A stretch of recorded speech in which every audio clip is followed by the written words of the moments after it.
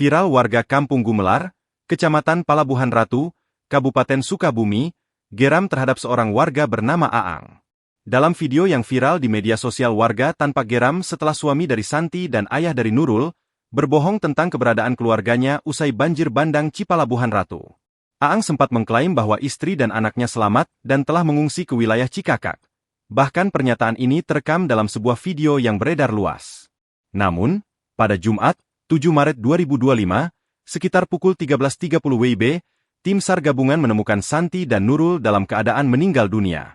Kedua korban ditemukan meninggal dunia setelah tim SAR melakukan pencarian korban setelah banjir melanda di Palabuhan Ratu, Kabupaten Sukabumi sejak Kamis, 6 Maret 2025.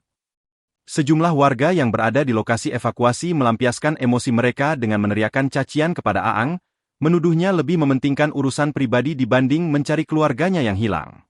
Ketua RW 22 Kampung Gumelar, Reza, membenarkan bahwa kebohongan Aang telah memicu kemarahan warga.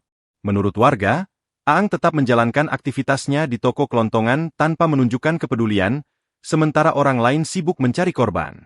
Beruntung, situasi yang sempat memanas berhasil diredam setelah pihak kepolisian mengamankan Aang guna menghindari tindakan anarkis.